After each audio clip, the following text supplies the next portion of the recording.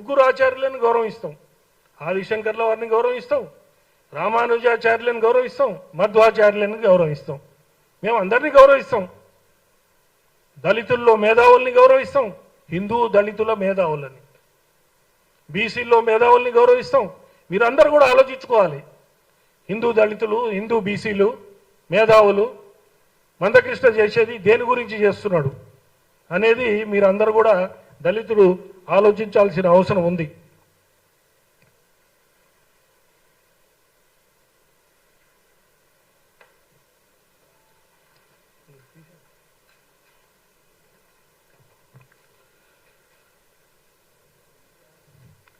ఇప్పుడు ఆయన ఇంకొక మాట అన్నాడు, నవాబులు పాలించినప్పుడు బ్రాహ్మణ ఆధిపత్యమే, బ్రిటిష్ వాళ్ళు పాలించినప్పుడు బ్రాహ్మణ ఆధిపత్యమే, హిందూ రాజులు పాలించినప్పుడు కూడా బ్రాహ్మణ ఆధిపత్యమే అని అన్నాడు. అంటే ఆధిపత్యం ఎవరికి ఉంటుంది? రాజులకు ఉంటుందా లేకపోతే మంత్రులకు ఉంటుందా? చిన్న సింపుల్ క్వశ్చన్ కదా ఇది. పాలకుల దగ్గర ఉంటుందా ఆధిపత్యం? పాలకుల దగ్గర ఉండే సేవకులకు ఉంటుందా? మేము సేవకులుగా పనిచేసాం. ఎందుకు మమ్మల్ని పెట్టుకున్నారు? మిమ్మల్ని ఎందుకు పెట్టుకోలే? దాన్ని అడిగే అవకాశం లేదా? దాని అవసరం లేదా? నీతి నిజాయితీ ధర్మం తప్పం కాబట్టి మమ్మల్ని పెట్టుకున్నారు. మేమే ఆధిపత్యం అంటారేంటి? మొన్న మీరు చూశారు కదా, ఆయన ఇప్పుడు మేము మాట్లాడే పద్ధతి చూడండి, ఆయన మొన్న మాట్లాడే పద్ధతి చూడండి. ఆధిపత్య ధోరణి ఎవరికి ఉంది? ఇట్లా అనగానే ఒకళ్ళు బుక్ అందించుడు, ఇట్లా అనగానే ఒకళ్ళు బుక్ అందించుడు. అది ఆధిపత్య ధోరణి అదే మేము మాట్లాడేదా? ఇది కూడా తెలుసుకోవాలి కదా అందరూ. ఇవన్నీ వద్దిగా ఇప్పుడు పురాణాలు ఉన్నాయి. నేను పురాణాల గురించి చర్చ పెడితే మా దగ్గర మహామేధావులు ఉన్నారు, చర్చకు రండి, వాళ్ళని కూర్చోబెడతా. నువ్వు అడిగిన ప్రతి క్వశ్చన్ని మేము ఆన్సర్ చేయగలుగుతాం. అరే ఇప్పుడు ఏంటి పరిస్థితి? ఇప్పుడు బ్రాహ్మణ పరిస్థితి ఏంటి? ఇప్పుడు దళితుల పరిస్థితి ఏంటి? నువ్వు ఎందుకు దళిత కృష్ణుల వైపు మొగ్గు చూపేయవు? ఇప్పుడు కదా వ్యవస్థ మాట్లాడేది. మేము ఎవరున్నాం అసెంబ్లీలో? మేము ఒక ఎమ్మెల్యే ఉన్నాడు తెలంగాణలో, ఆంధ్రాలో అది కూడా లేదు. మాకున్న 2, 3, 5% మాకు ఇచ్చిన రిజర్వేషను, కులాల వారిగా రిజర్వేషన్ ఇచ్చిన మా వాళ్ళు 5, 6 ఉంటారు. 90% బ్రాహ్మణులు నిరుపేదలుగా ఉన్నారు.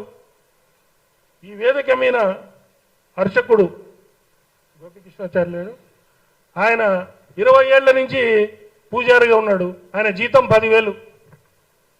దీపావళి వచ్చినా దసరా వచ్చినా వాళ్ళు గుళ్ళో ఉండాల్సిందే, పెళ్ళాం పిల్లలతో ఎటు బయటికి పోయే పరిస్థితి లేదు. ఇది బ్రాహ్మణుల పరిస్థితి, అర్చకుల పరిస్థితి. 26 కులాల అర్చకత్వంలోకి వచ్చినాయి. ఆ విషయం తెలుసుకోగానే ఆ విషయం మాట్లాడటం మానేశాడు. అరే మేము అన్నిటికీ ఒప్పుకుంటున్నాం.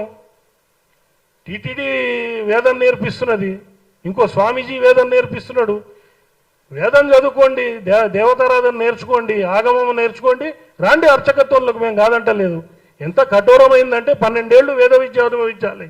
చిన్నప్పుడు 5, 6 ఏళ్ళప్పుడు పోయి వారి పరిస్థితి చూడండి. 20 ఏళ్ల నుంచి ఆయన జీతం 10,000. ధూపదీప నైవేద్యం స్కీమ్లో మొన్న 200 మందిని తీసుకుంటే 170 మంది వేరే వాళ్ళే వచ్చారు. మేమేం కాదంటలే కదా, మా రైట్ అని మేము అంటలే. కానీ నువ్వు గుచ్చి మీరైటా అంటే మాకు పేటెంట్ కావాలని డిమాండ్ చేస్తున్నాం అని చెప్పి నేను మొన్న అనటం జరిగింది. ఎప్పుడు కూడా మీరు చూడండి ఆయన ఏం చేస్తున్నాడంటే, ఆయన చెప్పిన ఎగ్జాంపుల్స్ అన్నీ పాంచజన్యం, దేవాసాహెబ్ బాలాసాహెబ్ దేవరస్జీ, ఆర్ఎస్ఎస్ సంఘ చాలక్, ఆయన బ్రాహ్మడు. తర్వాత రామానుజాచార్యులు బ్రాహ్మడు. ఎవరి పేరు తీసుకున్న ఆయన బ్రాహ్మణులే తీసుకొని ఉదాహరణ చెప్తున్నాడు. చెప్తూ ఏమంటున్నాడంటే కన్వీనియన్స్ కోసం ఒక 20% బ్రాహ్మణులు మంచోళ్ళు, 80% దుర్మార్గులను. మీరు గూగుల్ని అడగండి, దళితుల కోసం పనిచేసిన బ్రాహ్మణులు ఎంతమంది అంటే ఇంత పెద్ద లిస్ట్ వస్తుంది. మేము సమాజ స్థాపన కోసం పనిచేసాం. మేము అందరూ బాగుండాలని కోరుకున్నాం. మేము ఎవరితో కన్ఫ్రంటేషన్ పెట్టుకోలేము. మేము సమాజ స్థాపన, ఈ అంటరానితనము, సంఘ సంస్కరణలు, సోషల్ జస్టిసు, ఇట్లాంటి వాటి గురించి ఎవరు పోరాడు బ్రాహ్మణులు అంటే ఎక్కువ లిస్టు మాదే వస్తుంది. ఉన్నారు చాలామంది. మీరేమో బ్రాహ్మణ జాతి బ్రాహ్మణ జాతి బ్రాహ్మణ జాతి అని ఎక్కడుంది ఆధిపత్యం మాకు? నవాబుల దగ్గర మాది ఆధిపత్యం. నవాబుల దగ్గర మేము సేవకులం, నీతి నిజాయితీతో చేశాం కాబట్టి మమ్మల్ని పెట్టుకున్నారు. దేశం ఎట్లుండాలి, రాష్ట్రం సుభిక్షంగా ఎట్లుండాలి, దీని గురించి కదా మేము ఉంది. బ్రిటిష్ వారి దగ్గర బ్రాహ్మణులు ఉన్నారు, బ్రిటిష్ వాళ్ళ పాలకులు మేమా? బ్రాహ్మణ పాలకులు వేరే వాళ్ళు ఉంటే మేము ఆధిపత్యం ఎట్లా చేస్తాం? మేము ఎప్పుడు రాజ్యాధికారం కోరుకోలే. మేము రాజుల దగ్గర పనిచేసాం మంత్రిగా. శ్రీకృష్ణదేవరాయల దగ్గర తిమ్మరసు ఉన్నాడు. ఏంటి ఈ విషం చెమ్మటం ఏంటి బ్రాహ్మణ జాతి మీద? ఇది ఒకసారి వారు ఆలోచించుకోవాలి.